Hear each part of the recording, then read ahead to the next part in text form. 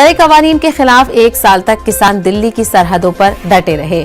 लाठियां खाई, चोटें आई, कई किसानों की हलाकत हुई। कड़ाके की ठंडी और शिद्दते गर्मी बर्दाश्त की। इसी बीच उन्हें खालिस्तानी, टुकड़े टुकड़े गैंग और पाकिस्तानी जैसे इल्जामात से गुजरना पड़ा। लेकिन आज किसानों के चेहरे पर कोई परेशानी नहीं, बल्कि उनके अंदर जीत का एहसास है। किसानों में जश्न का माहौल है। आज किसान कानून वापसी लेने के मुतालबे से इत्तेफाक करते हुए घर लौट रहे हैं। इस दौरान किसानों ने आज मुल्क भर में विजय दिवस मनाने का ऐलान किया है। किसान दिल्ली से हरियाणा अपने घरों को लौट रहे हैं। नेशनल हाईवे 44 पर एजिटेशन के दौरान बनाए गए ईंटों के मकान किसानों ने मुनहदिम कर दिए हैं। सड़क से डेरे, खेमे और पिंडाल हटाए जा रहे हैं। कानून वापसी के बाद किसानों की अब घर वापसी हो रही है। तो आप देख रहे हैं, ज़राई कवानीन के वापसी के बाद भी किसानों के कई मुतालबात थे जिनको लेकर हुकूमत और किसानों के बीच काफी इख्तलाफात नजर आए, लेकिन आखिरकार किसानों की जीत हुई और अब किसानों ने तहरीक को खत्म करने का फैसला लेते हुए आज से वापसी होना शुरू कर दिया है। हमारी नुमाइंदा प्रीति श्रीवास्तव मजीद तफसीलात के साथ हमारे साथ जुड़ रही हैं। प्रीति श्रीवास्तव, आखिरकार किसानों की जीत हुई, सरकार को झुकना पड़ा और आज विजय दिवस का जश्न भी मनाया जाएगा।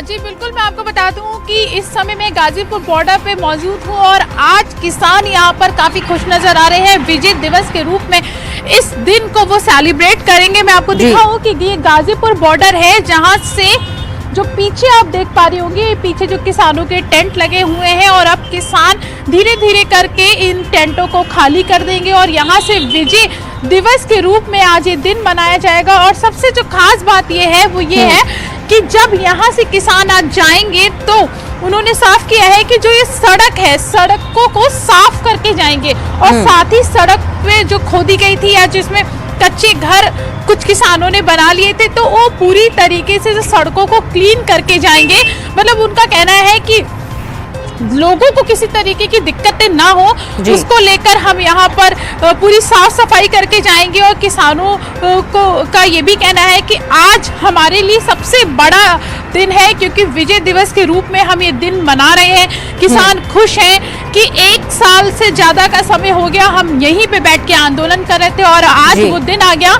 जब हम अपने घरों की तरफ घर वापसी करेंगे। हमारे परिवार के लोग बहुत खुश हैं। और मैं यहाँ पे अगर आपको पुलिस प्रशासन की बात करूँ तो पुलिस के जो जवान हैं वो यहाँ पर देखिए अब यहाँ पर तैनात कर दिए गए हैं और बस अब कुछ ही देर में जो विजय दिवस मनाने के बाद में जो किसान है वो यहाँ से अपनी पैकिंग शुरू करेंगे और जो यहाँ पे पुलिस के जो जवान हैं वो यहाँ पे तैनात किए गए हैं कि किसी भी तरीके की कोई दिक्कतें ना हो और किसान आराम से जो अपने घर वापसी जो है वो किसान कर सके। जी बिल्कुल प्रीति, जश्न का माहौल है। किसानों के साथ साथ पूरा मुल्क इस वक्त खुश नजर आ रहा है। वहीं प्रीति, ये भी बात गौर करने की है कि किसानों के आंदोलन ने दिखा दिया है कि आंदोलन किस तरीके से होता है और यूनिटी क्या होती है और इस आंदोलन को हमेशा याद रखा जाएगा, क्योंकि बात मनवाई जा सकती है, बस तरीका आना चाहिए, ये किसानों ने दिखाया है।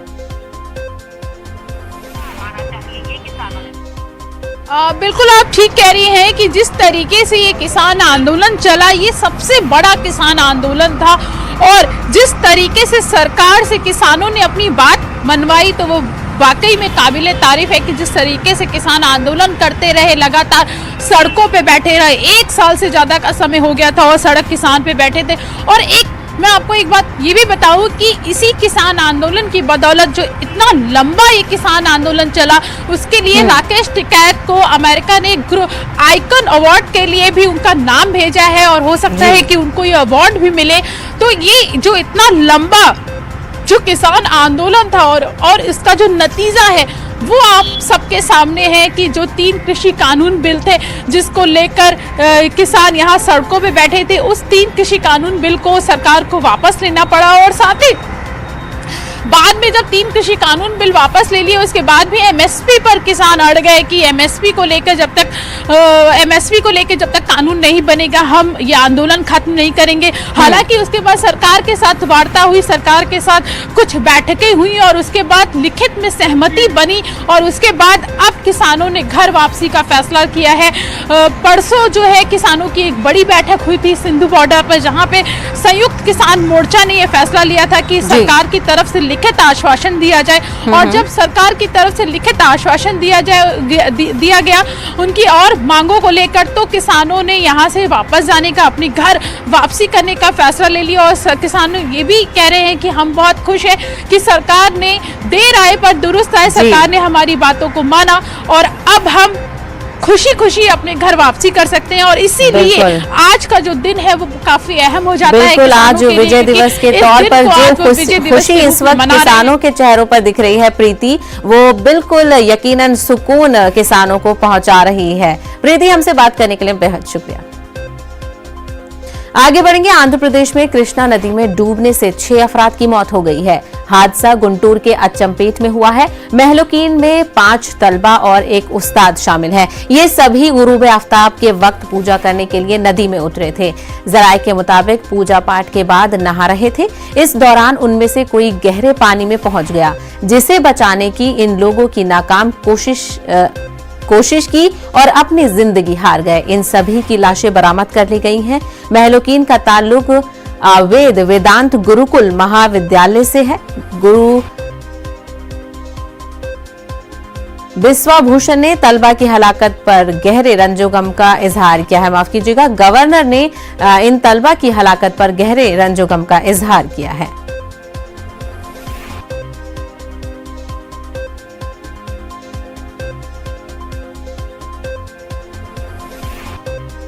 वज़ीर-ए-आज़म नरेंद्र मोदी आज बलरामपुर में सरजू नेहरू प्रोजेक्ट का इफ्तिताह करेंगे। इस तकरीब में वज़ीर आला योगी आदित्यनाथ और नायब वज़ीर आला केशव प्रसाद मौर्य उनके हमरा मौजूद रहेंगे। इस प्रोजेक्ट से 9 अजला बलरामपुर, बहराइच, गोंडा, सिद्धार्थनगर, बस्ती, महाराष्ट्रगंज, संत कबीर नगर, श्रावस्ती और गोरखपुर के लाखों किसानों को फायदा होगा। 9,810 करोड़ रुपए की लागत से तैयार हुए इस प्रोजेक्ट से 14 लाख हेक्टेयर अराजी की आबपाशी हो सकेगी। इस मंसूबे का खाका 1972 में तैयार हो चुका था और काम 1978 में शुरू हुआ था। तब ये प्रोजेक्ट देवी पाटन कमिश्नरी के कुछ इलाकों तक ही महदूद था, जिसमें कई बार तोसी हुई और इसे 9 अजला तक वसीयत दी गई। 1978 से 2017 तक इस प्रोजेक्ट का सिर्फ 52% हिस्सा ही मुकम्मल हुआ था, जिसमें हालिया बरसों में तेजी लाई गई थी, जिसके नतीजे में ये प्रोजेक्ट आज बनकर तैयार हो सका है।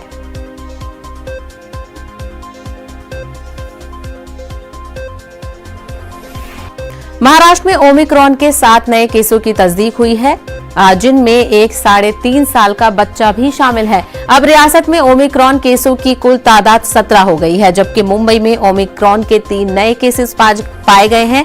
महकमा सेहत के मुताबिक मुंबई के 3 मरीज बिला तरतीब तंजानिया, बर्तानिया और जुनूबी अफ्रीका नायरोबी से ताल्लुक रखते हैं। अब तक मुल्क में ओमिक्रॉन के 32 मामले दर्ज किए गए हैं। मजीद तफसील हासिल करेंगे। हमारे नुमाइंदे वसीम इस वक्त हमारे साथ बराह रास्त जुड़ गए हैं। वसीम, लगातार महाराष्ट्र में ओमिक्रॉन का खतरा तशवीश का बाइस बन रहा है, वहीं एक बच्चे में तस्दीक होना कितना हैरान कुन है? देखिए, ओमिक्रॉन को लेकर जिस तरह से पूरे दुनिया भर में एक बार फिर से नया हाहाकार मचा हुआ है, खास करके देखा जा रहा है, तो इससे देश भारत भी नहीं बचा हुआ है। लेकिन जहां तक पूरे हिंदुस्तान की बात करें तो महाराष्ट्र एक ऐसा राज्य है कि अक्सर देखा गया है कि मरीजों की संख्या सबसे ज़्यादा महाराष्ट्र के मुंबई में ही मिली है। अब तक के जो आंकड़े सामने आ रहे हैं वो सबसे चौंकाने वाले आंकड़े हैं। जो 17 ओमिक्रॉन के मरीज हैं वो अपने आप में एक बड़ा आंकड़ा है और जिस तरह से मुंबई में इजाफा होता हुआ नजर साफ तौर पर भी दिखाई दे रहा है। अगर कल के आंकड़े की बात करें तो 7 ऐसे नए मामले सामने आए जो चौंकाने वाले मामले, और जिस तरह से एक्सपर्ट ये बता रहे थे कि इसका सबसे ज्यादा असर बच्चों पर भी हो सकता है और ऐसे में 5 साल से भी छोटे बच्चे ओमिक्रॉन की चपेट में आ सकते हैं। सरकार इसे लेकर काफी गंभीर है। खास करके मुंबई में मैं आपको बताना चाहूंगा कि पुलिस विभाग ने भी काफ़ी अलर्ट जारी किया है। धारा 144 लागू की गई है। इस धारा 144 के तहत अब मुंबई में 4 लोग एक साथ एक स्थान पर नहीं घूम सकते हैं। साथ ही किसी भी तरह की कोई भी रैली या सभा को परमिशन नहीं दी गई है। ये लागू है आज शनिवार से लेकर रविवार। ये 2 दिन काफ़ी अहम है। इन 2 दिनों में अक्सर लोग बाहर निकलते हैं अपने घरों से और भीड़ भाड़ करते हैं। बेवजह भी कई लोग सड़कों पर नजर आते हैं। इसे देखते हुए धारा 144 लागू कर दी गई है ताकि किसी भी तरह की कोई परमिशन नहीं दी जाए और साथ ही किसी तरह कोई रैली ना हो और एक साथ लोग नहीं निकले। सबसे बड़ा सवाल अब भी महाराष्ट्र सरकार के सामने ये खड़ा हुआ है कि किसी भी तरीके से वो अंकुश लगाने में नाकाम होते हुए नजर आ रहे हैं, क्योंकि एक वजह यह है कि जो विदेशी सैलानी यहाँ पहुँच रहे हैं, पर्यटक यहाँ पे जो आते हैं, उनके लिए बाकायदा ऑब्जर्वेशन के लिए बहुत सारे इंतजाम जरूर किए गए हैं। जो केंद्र की जो गाइडलाइन है उसका भी कहीं ना कहीं पालन किया जाता है। इसके बाद जो महाराष्ट्र की गाइडलाइन है उसका भी पालन किया जाता है। इसके बावजूद भी ये जो नंबर से वो चौंकाने वाले नंबर से 17 अपने आप में बड़ा नंबर है जिस तरह से नया वारंट सामने लोगों के आया हुआ है। और जिस तरह से सबसे बड़ी मुसीबत अब भी उनके लिए ये बनी हुई है कि जो एक मुंबई में आने वाले लोग या फिर महाराष्ट्र में आने वाले लोग हैं वो दूसरे राज्यों से अगर इंटरनेशनल फ्लाई करके वहाँ उतरते हैं, उसके बाद वो मुंबई या फिर महाराष्ट्र के दूसरे जिलों की तरफ बढ़ते हैं। ये सबसे बड़ा मुसीबत का सबब बना है कि उन्हें किस तरह से ट्रैक किया जाए, क्योंकि ट्रैकिंग और टेस्टिंग जो सिस्टम है उस पर कहीं ना कहीं असर साफ तौर पे दिखाई देता है। और एक बात बताना चाहूंगा कि जिस तरह से ओमिक्रॉन के मरीज जो धारावी में मिला है, ये अपने आप में बड़ा मामला है, क्योंकि धारावी एशिया की सबसे बड़ी झोपड़पट्टी मानी जाती है और इस जगह पे अगर ओमिक्रॉन के पेशेंट मिलते हैं और उसका असर देखने मिला तो एक बड़ा सैलाब भी बन सकता है। तो इसे रोकने की कोशिश यहाँ पे सरकार की तरफ से की जा रही है। जी बिल्कुल वसीम, कॉन्टैक्ट ट्रेसिंग इस वक्त बहुत इम्पॉर्टेंट है, क्योंकि कुछ दिनों ऐसे केसेस भी सामने आए थे जो कोरोना ओमिक्रॉन मुतासिर के राब्ते में आए थे। वहीं वसीम, आपने बताया कि रैली वगैरह के इनेकाद पर पाबंदी लगाई गई है, लेकिन इस दौरान हम देख रहे हैं कि कुछ रैलियों का इनेकाद भी किया जा रहा है। तो ऐसे में इसमें किसकी लापरवाही माने? क्या लीडरों की लापरवाही है या कहीं ना कहीं हुकूमत लापरवाह नजर आ रही है? देखिए, जिस तरह से अगर हुकूमत की बात करें तो जो मुंबई ये धारा 144 लागू की गई है, फिलहाल ये मुंबई के लिए गई है। अलग अलग जिलों में अपने अपने तरीके से जो स्थानीय प्रशासन है वो अपना फैसला ले सकता है। लेकिन जिस तरह से अमरावती मालेगांव में जो घटना घटी थी, इससे पहले हमने देखा कुछ दिन पहले, और जिससे काफ़ी तनाव बढ़ा था, उससे सबक लेते हुए इस तरह की धारा 144 लागू की गई है ताकि सैटरडे और रविवार ये 2 दिन ऐसे होते हैं जब अक्सर लोग अपने घरों में होते हैं। इसी दौरान बड़े फंक्शंस का आयोजन भी किया जाता है, कई सभाओं का भी आयोजन किया जाता है। जिस तरह से मैं आपको ये भी बताना चाहूँगा कि इससे पहले MIM की एक रैली होने वाली थी 26 तारीख को, उसकी परमिशन शिवाजी पार्क में उन्हें नहीं दी गई।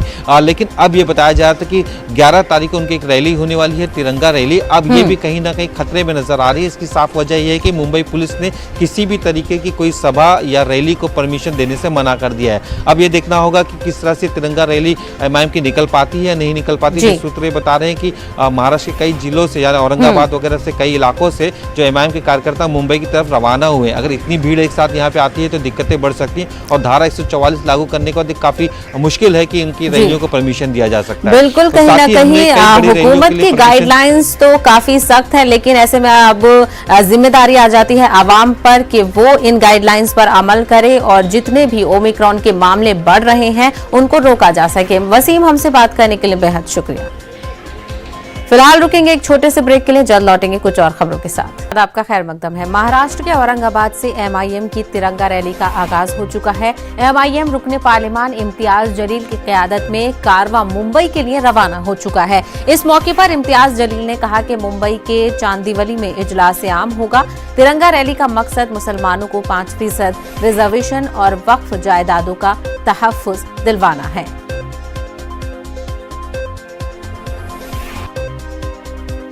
ये थी कि आपके इतने सारी अगर गाड़ियाँ जाएंगे तो बहुत दिक्कतें होंगी ट्रैफिक को। तो हमने है तो गाड़ियों को है तो कुछ अलग अलग रूट के अंदर भेज दिया है, कुछ रात में चले गए हैं, कुछ अभी चले गए हैं, लेकिन जितनी गाड़ियाँ तय थी उतनी गाड़ियाँ हमारी जा रही हैं। कुछ खदशात है क्या आपको रास्ते में रखना? अंदाज हो सकता है, क्योंकि मतलब मुझे हमको रास्ते में पता चला है कि यही राजनीतिक पार्टियाँ जो है पुलिस के ऊपर दबाव डालकर हमारी इस रैली को रोकने की कोशिश करने वाले हैं, लेकिन हम जाएंगे बहुत अच्छे तरीके से पूरे डिसिप्लिन के साथ।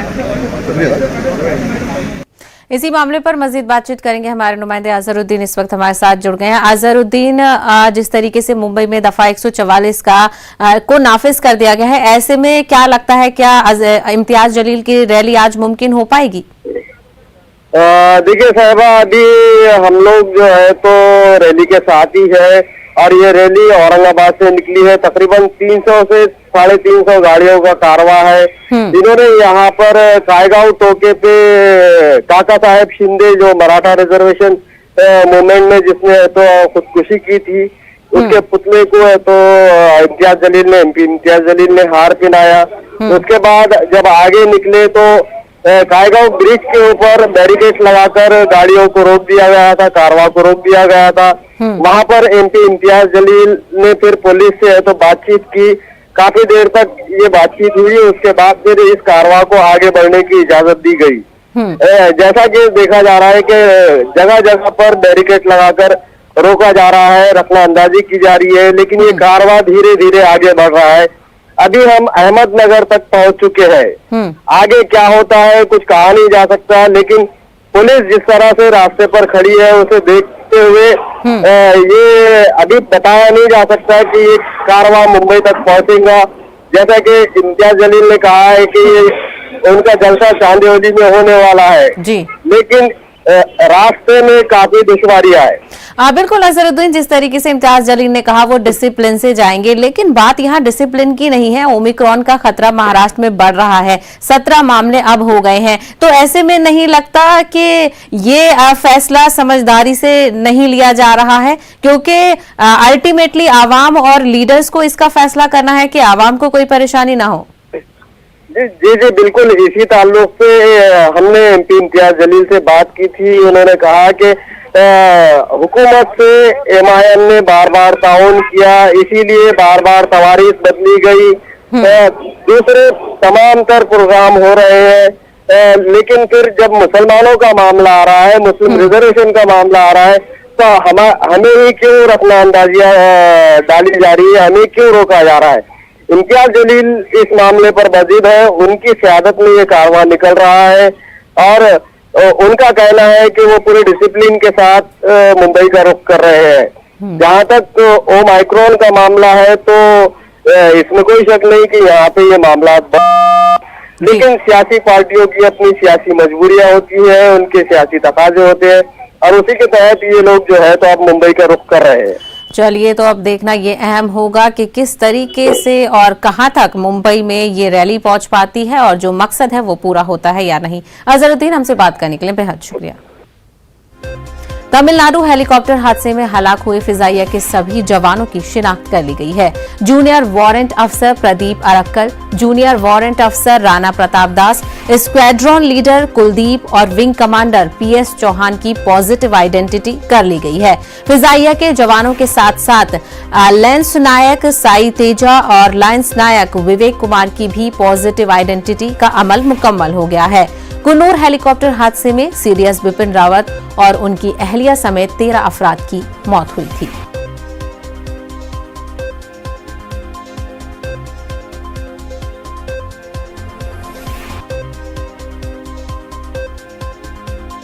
जनरल बिपिन रावत के इंतकाल पर अफगानिस्तान के सफीर फरीद ने न्यूज 18 से खास बातचीत की और उन्होंने इंतहाई अफसोस का इजहार किया है।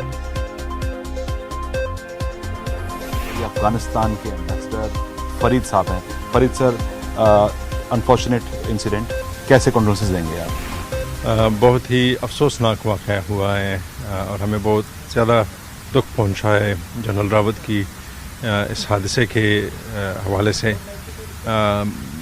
जनरल रावत अफ़गानिस्तान के बहुत अच्छे दोस्त माने जाते थे और हमारी सेना को बिल्ड करने में, हमारी कैडेट्स को ट्रेन करने में बहुत खिदमतें उन्होंने की, बहुत सर्विसेज उन्होंने हमारी मिलिट्री को प्रोवाइड की। उन्होंने हमेशा इसके लिए काम किया कि हमारी सेना अपने पाँव पे खड़े हो सके। जो मिलिट्री हार्डवेयर अफ़गानिस्तान को पिछले 6-7 सालों में मिले, उनमें उनका रोल रहा था। MI-35 हेलीकॉप्टर्स हमें मिले, एमिनेशन वेपन्स हमें मिले, टेररिज्म से लड़ने के लिए जो सपोर्ट हमें इस रीजन में चाहिए थी वो सबसे ज़्यादा हमें भारत की सेना ने दी है, और इसमें सेना की CDS होने के नाते उन्होंने अपना रोल बखूबी निभाया, और हम जनरल रावत और भारत सेना की शुक्रगुजारी करते हैं, उनका शुक्रिया अदा करते हैं कि बुरे समय में हमारा साथ दिया। तो ये थे अफगानिस्तान के ambassador Farid. Camera person Firoz के साथ शैलेंद्र वांगू, न्यूज़ 18 नेटवर्क, नई दिल्ली।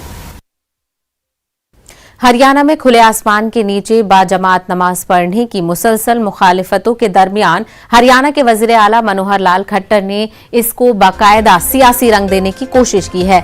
उनका कहना है कि खुले में नमाज की अदायगी नाकाबिले बर्दाश्त है। गुरुग्राम मेट्रोपॉलिटन डिपार्टमेंट अथॉरिटी की मीटिंग की सदारत करने के बाद मीडिया से बात करते हुए मनोहर लाल खट्टर ने कहा कि अगर कोई अपनी जगह नमाज पढ़ता है या पाठ करता है उससे कोई मसला नहीं। इबादत गाहें इसी मकसद के लिए बनाई जाती हैं कि वहां इबादत की जाए, लेकिन खुले में नमाज अदा करने का अमल बिल्कुल बर्दाश्त नहीं किया जाएगा। उन्होंने मजीद कहा कि इंतजामिया को इस मसले का हल निकालने को कहा गया है। हरियाणा के वजीर आला मनोहर लाल खट्टर ने कहा कि खुले में नमाज को बिल्कुल बर्दाश्त नहीं किया जाएगा। खट्टर ने कहा कि कोई अगर अपनी जगह पर नमाज पढ़ता है तो उसमें कोई दिक्कत नहीं है। दूसरी जानिब आज हिंदू तंजीमों ने गुरुग्राम के सेक्टर 37 में खुले में नमाज की मुखालिफत